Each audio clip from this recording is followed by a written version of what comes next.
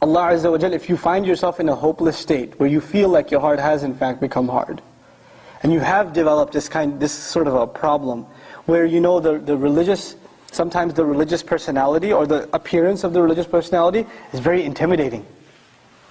It's hard to talk to them, you're scared to be around them, because you know they're going to talk down to you about something. Right? You're afraid of them. A lot of times sisters that wear hijab, sisters that don't wear hijab, they cross the street and go the other way. Go, oh, there she comes again, hijab police.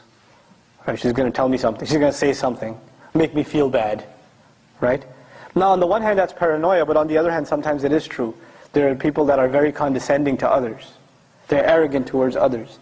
Tell me this, weren't you a party animal not too long ago? And when people try to tell you about it, how did you behave towards them? Did you forget where you came from? How far Allah brought you? Right? People forget that. People forget where they used to be and where Allah brought them. And then years later they see someone who's a party animal and say, Astaghfirullah, I can't be like, how could you be like that? Where were you? That guy should remind you of yourself. You were exactly like that. So you should remember Allah's favor upon you. وَكُنْتُمْ عَلَى شَفَا حُفْرَةٍ مِّنَ النَّارِ. You used to be at the very edge of the fire. فَأَنْقَذَكُمْ مِنْهَا. He pulled you out of it. And it's in that ayah Allah says, فَأَلَّفَ بَيْنَ قُلُوبِكُمْ. Right? Same ayah. He put love between your hearts. To have love between your hearts, you have to remember you used to be at the fire's edge yourself.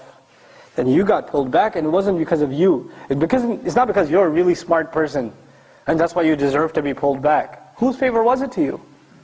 It was Allah's favor to you. How dare you look at somebody else and think like that? Right? This arrogance is a horrible thing. It'll wipe out all the goodness out of you. It'll wipe all the goodness out of you.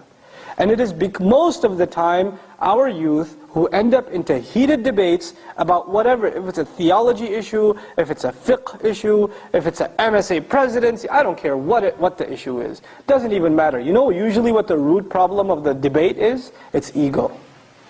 It's a big ego. That's all it is. People talking about scholars like they're talking about some athlete. You know, that guy, I don't like him. I don't like what he says. Excuse me? Do you know what journey he made for the sake of Allah? Even if you disagree with him, the fact that he left his home, whoever that scholar is, and traveled halfway across the world to seek knowledge, and spent nights and nights and nights praying and memorizing and studying, you're going to just pass a comment on him like, I don't like what he says, I think he's deviant. How dare you? What have you done? What puts you in that position to be able to say that? And you know, if you disagree with a Muslim and you think they're wrong, what should be your first attitude towards them? You should pass a verdict on them that they're headed to hell, or should you genuinely be concerned for them? And if you were genuinely concerned for them, you wouldn't talk to anybody else about them. Who would you talk to? Themselves. You would go and talk to themselves. If that was sincerity in you, you would address your concerns to them, not to anybody else. But this shows lack of sincerity. This shows ego. This shows you've got your team, you're rooting for your side, and you're just going to make comments about the other. That's immature, arrogant, egotist. This is what it is.